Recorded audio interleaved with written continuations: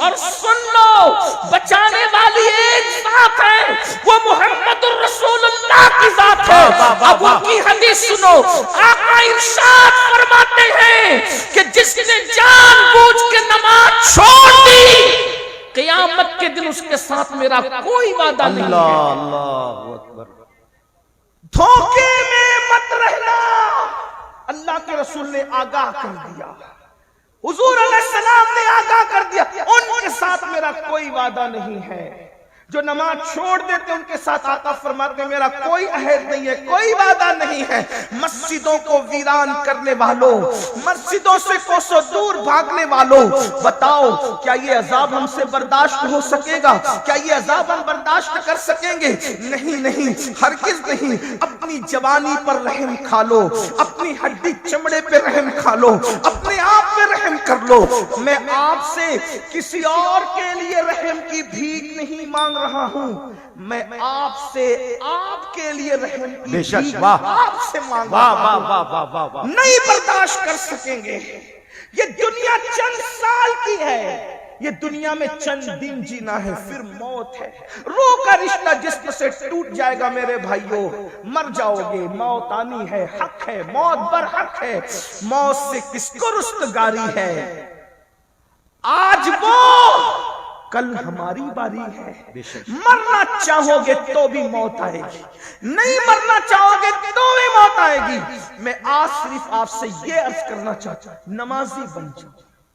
صرف آج ایک بات پر عہد کر لو، نماز پڑھیں۔ 10 منٹ کا ٹائم، بھائیوں پان بھی کھاؤ نا، پان تو پان کھانے میں بھی 10 منٹ سے زیادہ کا ٹائم لگتا ہے۔ پان کھانے کے لیے بھی 10 منٹ سے، نماز کے لیے تو پان کھانے سے بھی کم ٹائم میں نماز ہو جاتی ہے۔ صرف 10 منٹ، 10 منٹ دیجیے اور جہنم سے بچ جائیے، 10 منٹ دیجیے اور مصیبتوں سے بچ جائیے، 10 منٹ دیجیے اور اللہ کے عذاب سے بچ جائیے۔ یقین جانیے جس دن تم مسجد کے قریب آؤ گے وہ دن دنیا کی خوشیوں کا دن بھی ہوگا اور آخرت میں نجات کا دن بھی ہوگا۔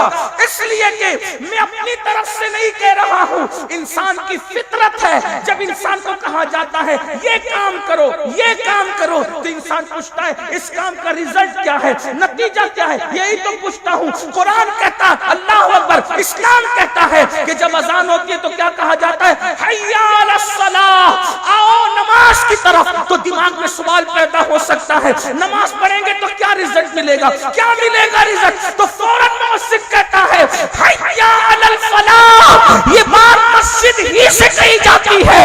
نماز پڑھنا تمہارا کام ہے اور کامیابی عطا کرنا نماز جس کی پڑھی جا رہی ہے اس کا دل و جبار کے کرم ہے۔ جب تک مسلمان مسجد میں آ کر کے نماز پڑھتا رہے گا اس کو فلاح ملتی رہے گی، کامیابی ملتی رہے گی۔ مسلمانوں تم نے جنگوں میں بھی نماز نہیں چھوڑا، تم نے فاقے میں بھی نماز نہیں چھوڑا، تم نے مصیبتوں میں بھی نماز نہیں چھوڑا، تم نے دریاؤں کے سفر میں بھی نماز نہیں چھوڑا۔ تمہاری کیفیت یہ تھی، دی اذانیں کبھی یورپ کے کنیساؤں میں اور افریقہ کے تپتیوں میں صحراؤں میں، دشت تو دشت ہے، دریا بھی نہ چھوڑے ہم نے، بحر سلمان میں دوڑا دیے گھوڑے۔ نعرہ تکبیر، نعرہ رسالت، پیغام اسلام۔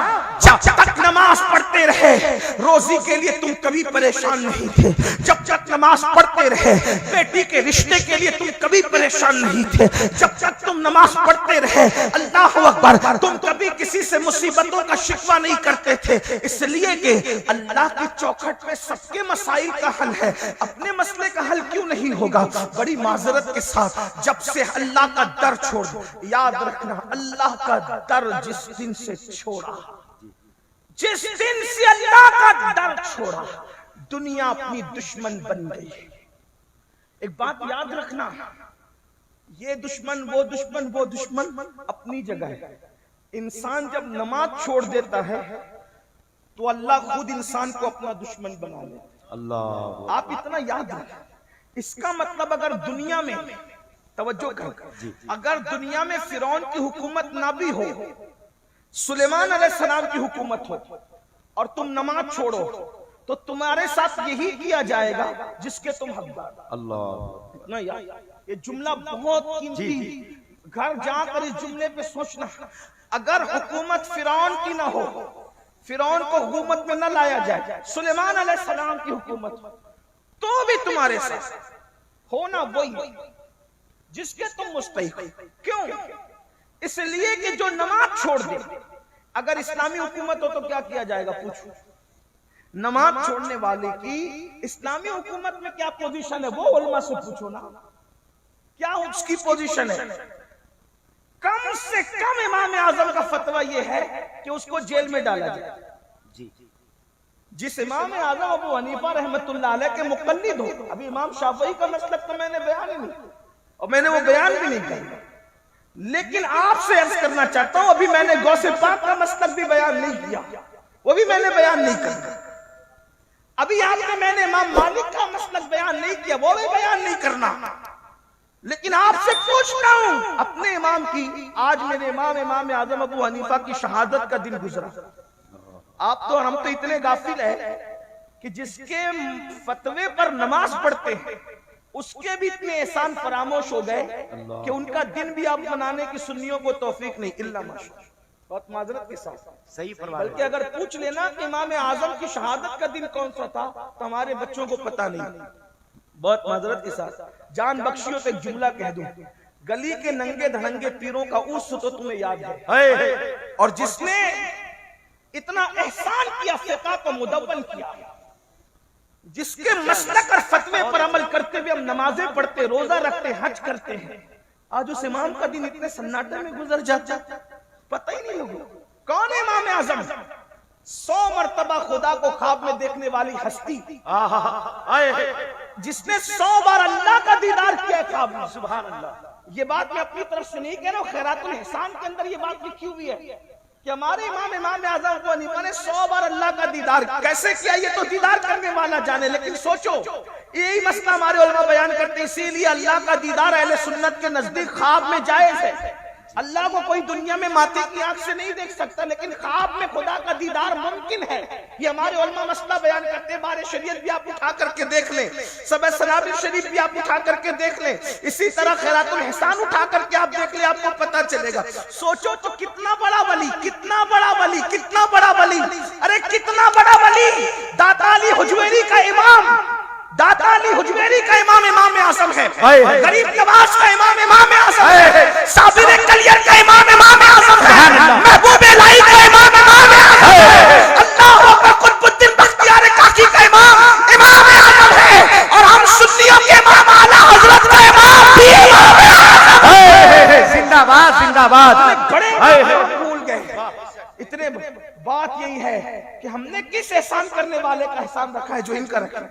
بہت معافی کے ساتھ 2 شعبان المعظم کو آپ کو منانا چاہیے، امام اعظم ابو حنیفہ رحمت اللہ تعالی علیہ کا دن منانا چاہیے۔ یہ وہ امام ہے کہ جن کے مزار پر امام شافعی جایا کرتے تھے، اور امام شافعی کہتے ہیں جب مسئلہ حل نہیں ہوتا تو میں امام اعظم کے مزار پہ جا کر کے ان کے مسلک اور فتوے کے مطابق نماز پڑھتا ہوں، اور ان کی روح سے استمداد طلب کرتا ہوں، مدد طلب کرتا ہوں، ان کے وسیلے سے دعا کرتا ہوں، اللہ رب العزت امام اعظم کے صدقے میں میرا وہ مسئلہ مجھ پہ حل۔ سبحان اللہ، سبحان اللہ۔ جس کے مزار پر امام اعظم کے امام شافعی جیسے لوگ جائیں، میرے بھائیوں کون ہے امام؟ بہرحال امام اعظم کی بات چل گئی، عرض کیا کر رہا تھا، کم سے کم امام اعظم کا فتویٰ بے نمازی کے لیے کیا ہے؟ اس کو قید میں رکھا، جیل میں ڈالا جائے گا، جیل میں ڈالا جائے گا، کس کو؟ بے نمازی کو۔ اس کا مطلب یہ ہے کہ اگر حکومت کسی مسلم تاجدار کی بھی ہو اور اسلامی نقطۂ نظر سے تم نماز نہیں پڑھو گے تو جیل میں پہلے تمہیں ڈالا جائے گا۔ آج جیل سے ڈرتے ہو، کیوں جیل میں ڈالے جا رہے؟ مسلمانوں کی حکومت میں بھی جیل میں ڈالے جاؤ گے، تو نماز نہیں پڑھتے، اور یہ تو دنیاوی بات ہے۔ اور اللہ کا جو عذاب ہے حدیث پاک میں آتا ہے، بے نمازی جب رستہ چلتا ہے تو کیڑے مکوڑے اس پہ لعنت کرتے ہیں، اللہ، اور اللہ سے عرضی کرتے ہیں مولا ہمیں اتنی طاقت دے دے کہ ہم اس کو مار ڈالیں۔ یعنی بے نمازی کا وجود کیڑے مکوڑوں کو بھی گوارا نہیں ہے۔ بتاؤ، اللہ کی مرضی کے بغیر پتہ نہیں ہلتا۔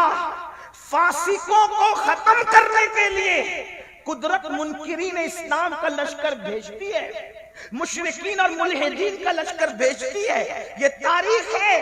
اگر آج آپ دین کی طرف نہیں آؤ گے تو اس سے بدترین حالات دیکھنے کو ملیں گے، بطور بددعا نہیں بلکہ حدیث کی روشنی میں تمہیں آگاہ کیا جا رہا ہے۔ جلسے میں آنے والوں، اگر دنیا اور آخرت کو بہتر بنانا ہے تو اللہ کی پناہ میں آؤ۔ حدیث پاک ہے، اللہ کے رسول علیہ السلام فرماتے ہیں جو نماز چھوڑ دیتا ہے اللہ اپنی امان کی چادر اس کے سر سے ہٹا لیتا ہے، اللہ اپنی پناہ سے اس کو باہر کر دیتا ہے۔ لوگوں کو برادری کے باہر ہونے کا خوف ہے، اللہ جس کو اپنی پناہ سے باہر کر دے، اللہ جس کو اپنی امان سے باہر کر دے، اس کا حال کیا ہوگا؟ اس کو تو چوہے بھی کچل ڈالیں گے، اس کو تو مچھر بھی چاٹ ڈالیں گے، اس کو تو اللہ اکبر جانور اور پرندے اور چرندے بھی ختم کر دیں گے، کیونکہ اللہ جس سے پناہ ہٹا لے۔ یاد رکھنا، اللہ کی پناہ بہت بڑی چیز ہے۔ اگر اللہ پناہ دینے پر آئے، توجہ، اگر اللہ پناہ دے، اگر اللہ پناہ دے تو اللہ کی پناہ کی شان یہ ہے کہ وہ مکڑی کے جالے سے بھی بڑے سے بڑے طاقتور کی حفاظت کر لیتا ہے۔ دنیا میں اگر آپ سے کوئی پوچھے نا کہ سب سے بڑا طاقتور دنیا میں کون ہے، دنیا میں سب سے بڑا طاقت، آنکھ بند کر کے کہنا محمد رسول اللہ صلی اللہ علیہ وسلم۔ آنکھ بند کر کے کہنا، کیوں؟ اس لیے کہ جو اشارے سے چاند ٹکڑے کر دے، اس سے بڑا طاقتور کون ہو سکتا ہے خدا کی مخلوق میں؟ اشارے سے تو میرے بھائی کاغذ بھی نہیں پھٹتا۔ چیلنج ہے تمہارے جھارکھنڈ کے بڑے سے بڑے پہلوان کو لے آؤ اور بولے اشارے سے کاغذ پھاڑ کے بتا دے۔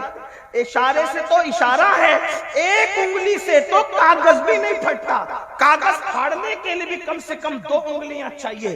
لیکن اللہ اکبر، یہ کیا طاقت ہے کہ جبل ابو قبیس میں کھڑے ہو کے صرف اشارہ کرتے ہیں اور چاند ٹکڑے کر دیتے ہیں، اشارہ کر کے سورج کو پلٹا لیتے ہیں، اشارہ کر کے درختوں کو اپنے پاس بلا لیتے ہیں۔ ایسی طاقتور ہستی جب غار میں ہوتی ہے تو خدا اس طاقتور ہستی کو کس سے بچاتا ہے؟ مکڑی کے جالے سے۔ اور دنیا میں مکڑی کے جالے سے کمزور کوئی چیز نہیں۔ دیکھو، حضور سے طاقتور کوئی مخلوق نہیں اور مکڑی کے جالے سے کمزور کوئی چیز نہیں۔ علماء کہتے ہیں تار عنکبوت اتنا، بلکہ قرآن نے کہا کتنا کمزور ہے، سورہ عنکبوت کے اندر سب سے کمزور ہے تار عنکبوت، مکڑی کا جالا۔ ایک دن کا دودھ پیتا بچہ بھی اگر انگلی ایسے کر دے تو مکڑی کا جالا ٹوٹ جائے، اتنا ہی کمزور ہے۔ لیکن میرے اللہ کی شان، اتنی طاقتور ہستی کو اتنے کمزور مکڑی کے جالے سے بچا کر بتاتا ہے۔ ہم بچانا چاہتے تو اس شان سے بچاتے۔ دیکھو، اور 500 سال تک حکومت کرنے والے کو ایک مچھر سے، اتنے کمزور مچھر سے ناک میں گھسا کے ہلاک کر دیتا ہے۔ تو کیا بتا رہا ہے؟ اللہ کی طاقت سب سے بڑی ہے، تمہاری نہیں۔ اس کا پلان سب سے بڑا ہے، تمہارا نہیں۔ اس کا منصوبہ سب سے بڑا ہے، تمہارا نہیں۔ اگر بچنا ہے مصیبتوں سے، اللہ کی پناہ میں وہ بچانا چاہے گا تو مکڑی کے جالے سے بھی بچائے گا، اور اگر ہلاک کرنا چاہے گا تو پھر کسی ترم خاں کی ضرورت نہیں پڑے گی، ہلاکو چنگیز خاں کی ضرورت نہیں پڑے گی، اللہ فلاں کی ضرورت نہیں پڑے گی۔ جب وہ تمہیں ذلت سے مارنا چاہے تو صرف وہ مچھر سے بھی تمہیں مار ڈالے، مچھر سے بھی تمہیں، تو اس کی پناہ کی طرف آؤ۔ اور اس کی پناہ کب ملے گی؟ کچھ بھی کر لو، نعرے لگا لو، بڑی بڑی باتیں کر لو، کانفرنس کر لو، یہ کر لو، وہ کر لو، اسکولیں بنا لو، مدرسے بنا لو، کالجز بنا لو، یہ کر لو، ایسا کر لو، سب کچھ کر لو، جب تک اس کی بارگاہ میں جھکو گے نہیں، سجدہ کرو گے نہیں، نماز پڑھو گے نہیں، اس وقت تک کہ اللہ کی پناہ ملنے والی نہیں۔ کیونکہ اللہ کے رسول سے فرما دیا گیا جو نماز چھوڑ دے وہ اللہ کی پناہ سے باہر ہو جاتا ہے، پھر ذلت اس کا مقدر، رسوائی اس کا مقدر، ذلیل ہونا اس کا مقدر، مفلس ہونا اس کا مقدر، ستایا جانا اس کا مقدر، پریشان حال ہونا اس کا مقدر۔ دنیا نے وہ دن بھی دیکھا جب مسلمانوں کو اللہ نے دولت دی، حکومت دی، تخت دیا، تاج دیا، مسلمان نماز چھوڑ کر باغی ہو گئے۔ نماز چھوڑ کر باغی ہو گئے، بغاوت کی طرف گئے، تو اللہ نے ہلاکو اور چنگیز خان کا بڑا لشکر مسلط کیا، تو کچھ ولی لوگ بیچ میں آ گئے، اللہ کے ولی لوگ کہ ہم مقابلہ کریں گے کس سے؟ ہلاکو چنگیز خان سے۔ جیسے وہ مقابلے میں آئے وہ ولی ہٹ گئے، نہیں کیا مقابلہ۔ لوگوں نے پوچھا اللہ والو روحانیت کیا ہوگی، کیوں مقابلہ نہیں کرتے؟ کہا رجال الغیب کی روحیں تو ان کے سر پر ہے، اور وہ روحیں کہہ رہی جس کو ہم سن رہے ہیں، وہ روحیں کہتی ہیں ان کافروں سے اے کافروں ان فاسقوں کو ختم کر دو، اے کافروں۔ ہلاکو چنگیز خان کی فوج کے سر پہ کس کی روحیں ہیں؟ ولیوں کی روحیں، اور کیا کہہ رہی ہے؟ اے کافروں ان فاسقوں کو بدکاروں کو ختم کر دو۔ مسلمان زانی ہوا، گانے سننے والا ہوا، شراب